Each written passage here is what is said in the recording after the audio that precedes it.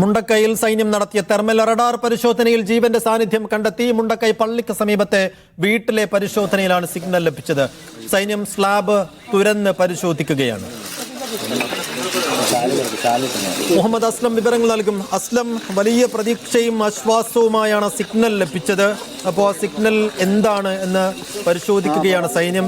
ഈ രാത്രിയിലും തെരച്ചിൽ തുടരാൻ മുഖ്യമന്ത്രിയുടെ നിർദ്ദേശവും ലഭിക്കുന്നു. ഈ വലിയ ദുരന്തത്തിന്റെ ആഘാതത്തിനിടയിലും നമുക്ക് 4-ാം നാൾ പ്രതീക്ഷിക്കാൻ ആകെ കൂടി വകയുള്ളത് ഈ സിഗ്നൽ മാത്രമാണ്. അതിന് പിന്നാലെയുള്ള തെരച്ചിൽ ഇപ്പോൾ എവിടെ എത്തിയിട്ടുണ്ട് അസ്ലം?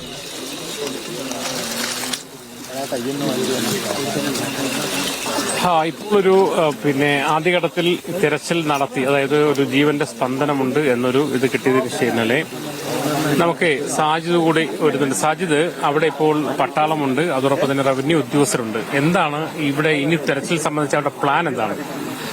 ഇപ്പോ ഈ ഉദ്യോഗസ്ഥരും അതുപോലെ തന്നെ ഈ തെർമൽ സ്കാനിംഗ് നടത്തുന്നത് സ്വകാര്യ ഏജൻസിയാണ്. ആ സ്വകാര്യ ഏജൻസിയിലെ ഉദ്യോഗസ്ഥർ ഈ സൈനിക ഉദ്യോഗസ്ഥരോട്, കമാൻഡന്റ് ഉൾപ്പെടെയുള്ള ആളുകളോട് പറയുന്നത് ഇതിൽ കൃത്യമായ ഫ്രീക്വൻസി കിട്ടുന്നുണ്ട്. അതായത് ഒരു ബ്രീത്തിങ്ങിന്റെ ശ്വാസത്തിന്റെ കൃത്യമായ ഫ്രീക്വൻസി കിട്ടുന്നുണ്ട്. അത് തുടരെ കിട്ടുന്നുണ്ട്. അത് മൂവ് ചെയ്യുന്നില്ല, അതായത് ചലിക്കുന്നില്ല. സാധാരണ ഈ ചെറിയ ജീവികളാണെങ്കിൽ അത് ചലിക്കും. ഈ ബ്രീത്ത് ചെയ്യുന്ന, ശ്വാസം എടുക്കുന്ന ഏത് ജീവിയുടെയും കൃത്യമായ ഇത് ഐഡന്റിഫൈ ചെയ്യാൻ ഈ തെർമൽ മീറ്റർ ഉപയോഗിച്ച് കഴിയും എന്നുള്ളതാണ്. ഏതാണെന്ന് നമുക്ക് വ്യക്തമല്ല. അത് ഈ മിലിറ്ററി ഉദ്യോഗസ്ഥർ മറ്റ് ഏജൻസിയുടെ ഉദ്യോഗസ്ഥരോട് ചോദിക്കുന്നുണ്ട്. അത് ഈ ഒരു ചെറിയ ജീവിയായാലും വലിയ ജീവിയായാലും അത് സാധിക്കുമോ, വ്യത്യാസം അറിയുമോ ചോദിക്കുന്നുണ്ട്. ഇല്ല, ഈ ബ്രീത്ത് ചെയ്യുന്ന എല്ലാ ജീവിയുടേതും ഇതിൽ കൃത്യമായി ഐഡന്റിഫൈ ചെയ്യും എന്നുള്ളതാണ് പറയുന്നത്. ഇപ്പോൾ നമ്മൾ മനസ്സിലാക്കുന്നത് ഈ പൊളിഞ്ഞു നിൽക്കുന്ന ബിൽഡിംഗിന്റെ 2ാമത്തെ മുറിയുടെ താഴെ നിന്നാണ് ഏതാണ്ട് അത്തരമൊരു ഈ ശ്വാസത്തിന്റെ മിടിപ്പ് കിട്ടിയിരിക്കുന്നത്. അത് ഈ ബിൽഡിംഗ് പൊളിക്കണം. അങ്ങനെ പൊളിക്കണമെങ്കിൽ ആ ഓണറുടെ അനുമതി വേണം. ആ അനുമതിക്കായി കാത്തിരിക്കുകയാണ്. ഫോണിൽ ഈ ഇദ്ദേഹത്തെ ബന്ധപ്പെടാനുള്ള ശ്രമമാണ് നടക്കുന്നത് എന്നാണ് ഈ ഉദ്യോഗസ്ഥർ തമ്മിലുള്ള ആശയവിനിമയത്തിൽ നിന്ന് നമുക്ക് മനസ്സിലാകുന്നത്.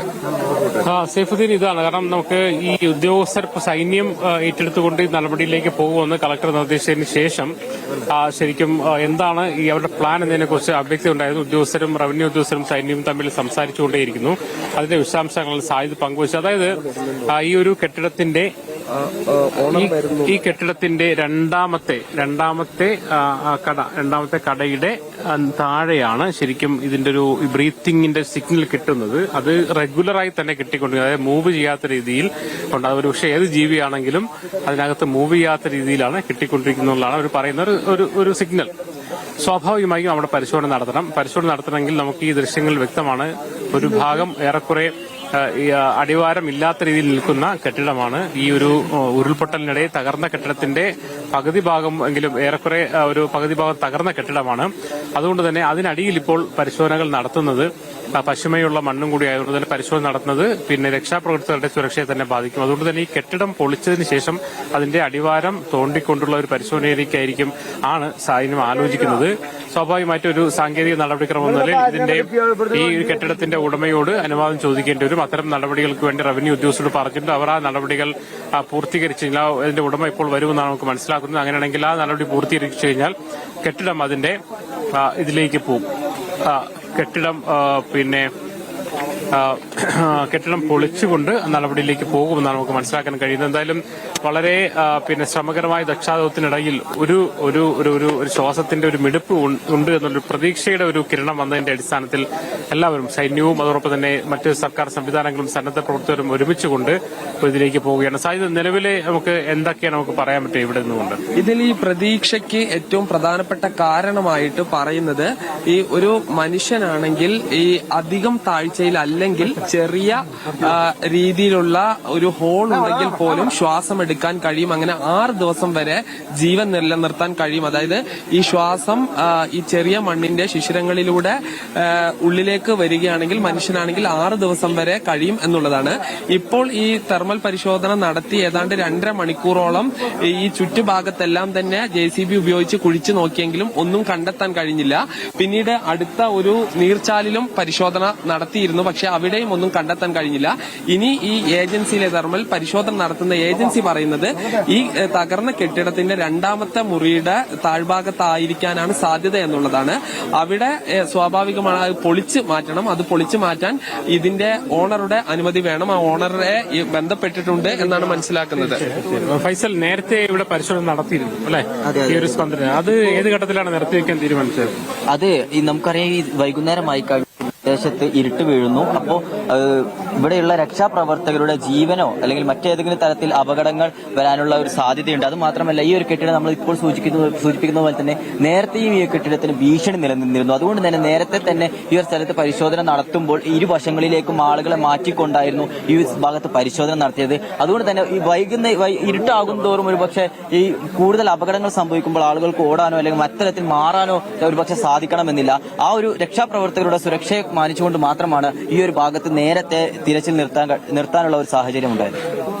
എന്തായാലും നേരത്തെ ഈ ഒരു അവിടെ ഇല്ല എന്നുള്ളൊരു പ്രാഥമിക നിഗമനം വന്നതിനെ തുടർന്ന് നിർത്തി. മാത്രമല്ല, ഈ ഒരു ഇത്തരമൊരു കെട്ടിടത്തിന്റെ അടിഭാഗത്ത് പരിശോധന നടത്തുന്നതിലെ ഒരു അപകടാവസ്ഥ കൂടി പരിഗണിച്ചുകൊണ്ടാണ് ആക്കിയത്. അതേസമയം ഒരു ജീവന്റെ ഒരു സ്പന്ദനം കേട്ടു എന്ന ഒരു സിഗ്നൽ ഉണ്ടായിരിക്കെ അവിടെ ഒരു സമഗ്രമായ പരിശോധന നടത്തി അതെന്താണെന്ന് തിരിച്ചറിയാതെ പോകുന്നത് സ്വാഭാവികമായും ഇത്രയും വലിയൊരു രക്ഷാപ്രവർത്തനത്തിന്റെ വലിയൊരു അതിന്റെ ശോഭ കെടുത്തും, അല്ലെങ്കിൽ അതൊരു ശരിയാവില്ല എന്നതിന്റെ അടിസ്ഥാനത്തിലാണ് ശരിക്കും ജില്ലാ ഭരണകൂടം തിരച്ചിൽ തുടരാൻ നിർദ്ദേശം നൽകിയത്. മാത്രമല്ല, സൈന്യത്തിന് ഇതിനു വേണ്ടി പ്രത്യേകമായി നിർദ്ദേശം നൽകുകയും ചെയ്തു. അതിന്റെ അടിസ്ഥാനത്തിലാണ് ഇപ്പോൾ സൈന്യം വന്ന് ഇവിടെ തെർമൽ സ്കാനർ ഉപയോഗിച്ച ഉദ്യോഗസ്ഥരുമായി, അവരുടെ സ്വകാര്യ ഏജൻസിയുമായി സംസാരം നടത്തി ഈ കാര്യങ്ങളിലേക്ക് എന്തായാലും ഈ കെട്ടിടം കെട്ടിടം പൊളിച്ചുകൊണ്ട് തന്നെ ഇതിലേക്ക് പോകേണ്ടി വരുമെന്നാണ് ഇപ്പോൾ ലഭിക്കുന്ന നമുക്ക് മനസ്സിലാക്കാൻ കഴിയുന്നത്. ഒരുക്കാൻ തീരുമാനിച്ചിട്ടുണ്ട്.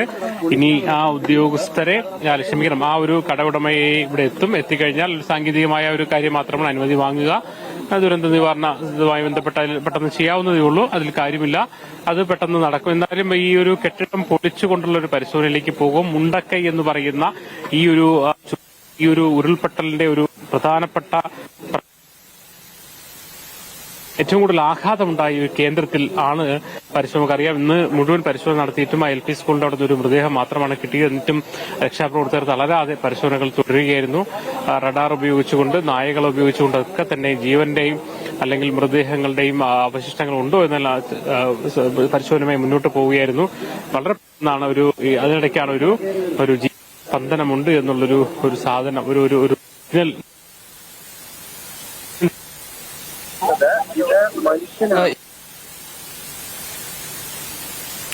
6 ദിവസം വരെ ഈ മണ്ണിലൂടെ ചെറിയ ഒരു ദ്വാരം ലഭിക്കുകയാണെങ്കിൽ ശ്വാസമെടുക്കാൻ കഴിയും എന്നുള്ളതാണ്. പക്ഷെ അത് എത്രത്തോളം അത് മനുഷ്യന്റേതാണോ ഇപ്പോൾ ഉള്ള ശ്വാസം എന്നുള്ളത് വ്യക്തമല്ല. തെർമൽ സ്കാനർ ഉപയോഗിച്ച് 50 മുണ്ടക്കൈയിൽ നിന്ന് പ്രതീക്ഷയുടെ, പ്രത്യാശയുടെ നേർത്ത കിരണങ്ങൾ അതിജീവിക്കാനുള്ള അപാരമായൊരു പ്രേരണയും കൂടിയാണ് ഇപ്പോൾ ലഭിച്ചിരിക്കുന്ന ഒരു സിഗ്നൽ. ആ സിഗ്നൽ അനുസരിച്ച് ഒരു ശ്വാസ സാന്നിധ്യം അവിടെയുണ്ട്. അതെന്താണ് എന്നുള്ളത് മാത്രമാണ് ഇനി തിരിച്ചറിയേണ്ടത്. ഇപ്പോൾ ഈ തെർമൽ റഡാറിന്റെ ഒരു സ്വഭാവം അനുസരിച്ച് അതിന് വലിയ ജീവികളുടെ ശ്വാസ സാന്നിധ്യം കണ്ടെത്താൻ കഴിയും എന്നുള്ളതാണ്. എന്ന് വെച്ചാൽ ചെറിയ ജീവികളുടെ അല്ല, വലിയ ജീവികളുടെ. ഇപ്പോൾ സൈന്യമൊക്കെ ഈ തെർമൽ റഡാർ ഉപയോഗിക്കുന്നത് ഈ മണ്ണിനടിയിലൊക്കെ ബങ്കറുകളിലൊക്കെ ഒളിച്ചിരിക്കുന്ന തീവ്രവാദികളെയും ഭീകരവാദികളെയും കണ്ടെത്തുന്നതിന് വേണ്ടിയാണ്. അപ്പോൾ ആ നിലക്ക് വലിയ ജീവികളുടെ, വലിയ വലിപ്പമുള്ള ജീവികളുടെ ശ്വാസ സാന്നിധ്യം കണ്ടെത്തുന്ന തെർമൽ റഡാർ സംവിധാനമാണത്. അത് അവിടെ തുടർച്ചയായി ഈ ബ്രീത്ത് ഡിറ്റക്ട് ചെയ്യുന്നു എന്നുണ്ടെങ്കിൽ അത് പ്രതീക്ഷയുടെ വലിയ കിരണങ്ങൾ തന്നെയാണ്. ഇനിയിപ്പോൾ നമുക്ക് മനസ്സിലാക്കേണ്ടത് മനുഷ്യൻ തന്നെയാണോ അതല്ല മറ്റു മൃഗങ്ങൾ എന്തെങ്കിലുമാണോ എന്നുള്ളതാണ് ഇനി തിരിച്ചറിയേണ്ടത്.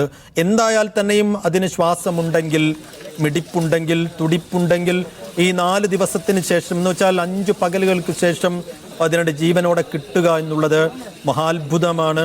അത് മനുഷ്യ ചരിത്രത്തിലെ പുതിയൊരു അധ്യായമായിരിക്കും. മണ്ണിനടിയിൽ ഒരു ജീവനുണ്ട് എന്നതിൻ്റെ സാധ്യതകളും സൂചനകളും ആ ഡിവൈസ് നൽകുമ്പോൾ അത് കണ്ടെത്തുക, വളരെ വേഗത്തിൽ കണ്ടെത്തുക എന്നതിനൊപ്പം അത് ജാഗ്രതയോടും കരുതലോടും കൂടി അതിനടുത്തേക്ക് എത്തുക എന്നുള്ളതും കൂടി ഈ രക്ഷാപ്രവർത്തകർക്ക് ദൗത്യ സംഘത്തിന് മുന്നിലെ ശ്രമകരമായ വെല്ലുവിളിയുള്ള ഒരു ഒരു ഒരു ടാർഗറ്റാണ്. എന്ന് വെച്ചാൽ ഈ പരിശോധിക്കുന്ന ഘട്ടത്തിൽ അതിൻ്റെ ഒരു എന്താണെങ്കിൽ തന്നെയും അതിൻ്റെ ദേഹത്ത് ഈ മണ്ണുമാന്തി യന്ത്രത്തിൻ്റെ